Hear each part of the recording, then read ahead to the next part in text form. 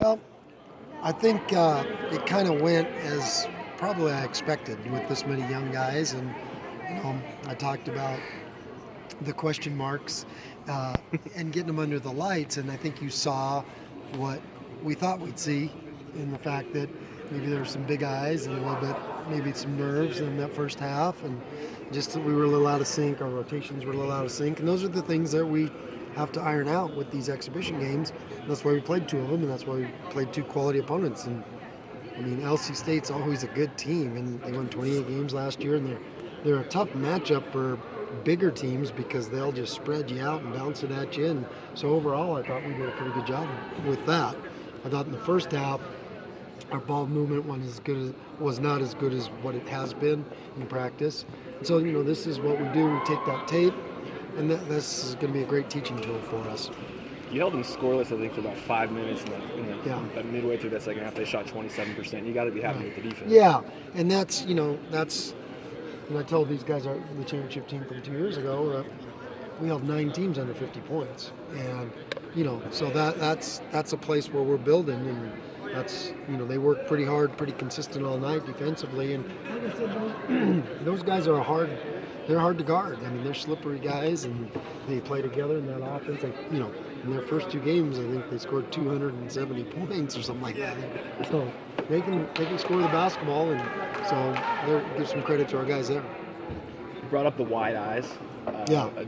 Did you notice it on some guys? Did you have to kind of calm them? I mean, how do you handle that? I handle it in a way like at halftime. I said, hey, it's kind of what I expected. Now we go out and now we just play, and it shows up in your turnovers. I mean, we had 10 turnovers in the first half, and 6 of them were just sloppy ones that, you just work through that, and we had 2 the second half, and I don't remember the 2. So that's kind of who we are.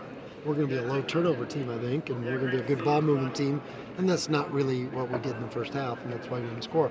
But then when we're also a team with a lot of depth, and we keep coming at you, and so over the course of the game, that wears you down a little bit. And we scored 85 points and missed 15 free throws. So make your free throws, and we score 100. A few guys looking at different roles this year. One of those guys is Paris, looking to be a little bit more of a leader. What have you seen from him coming into this exhibition season and tonight, leading the team out there as the starting point guard? Well, he's a hard matchup, and he's a hard matchup if you want to extend, and he can get by guys, he can put foul pressure on you and get in the paint, and that's what we need him to do.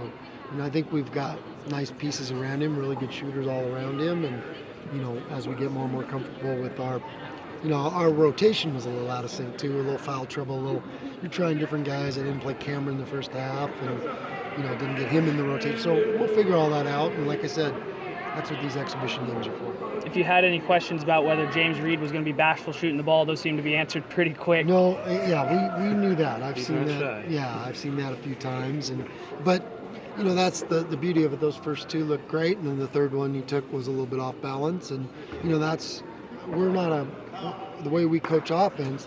We don't want our guys looking over at the bench worrying about this shot, that shot. They got to play with freedom. But how we teach that freedom is through our film and through our video, and we really get a good understanding of what's a good shot and what's a bad shot. And when we eliminate some of those bad shots from our offense, like in the first half where we kept it on one side and took the first open shot instead of the great shot, we'll get a better understanding for that, and our offense will get more efficient. Chandler, I think, had 13 rebounds. Yeah. He led you guys by a pretty and he wide had margin. 10 in about the first 10 minutes. Yeah. Are you going to really count on him to be crashing the boards this year? Yeah. We had a kid here last year that really could rebound the ball, and he left a big hole there. And, Chandler kind of stepped in and filled that, and he got some big boy rebounds and college-level rebounds, especially in that first 10 minutes. And, then he fell pretty hard. I think his tailbone was hurting a little bit and probably slowed him down just a bit. He's obviously a guy who can do a few different things for you, but on the offensive end, what are you going to expect out of him this year? Because he's had moments where it looks like he could really turn it on, but you're going to want some more consistency out of him this year. Absolutely, and he has to. But part of that is shot. I always say the best way to shoot better percentage is shoot better shots, and he'll figure out what the good shots are. But he's a guy that can go get his own, at a high level. And now he just has to figure out how to get his own off of what we do, and he'll get more comfortable with that. Last year, you guys seemed to lack having a guy inside sometimes that could just do the dirty work.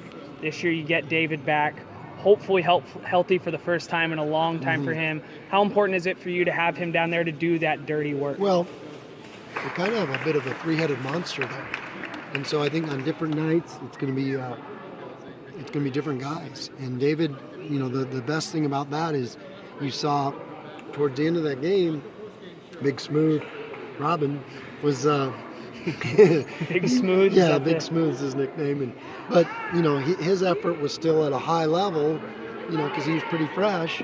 And where's teams at when you can throw three big guys that can just keep coming at you, and then Nick's a versatile big guy that can keep coming at you. And so I think that's a little bit different this year than maybe what we had in the past. It's got to feel pretty good despite maybe not playing your best game, it being the first game, to score 85. I mean, that's got to be a good sign going forward. Yeah, that is. And, teams that can score easily are good, because in a game, if it's close, kind of what we've done in the past, it can be close, and then boom, we can blow it open because we can score. And maybe the other team can't score with us. But, we were pretty close to scoring a lot of points tonight. And, but the best thing, like I said, is we'll be able to take that, and our guys will really dial into learning a lot from this film.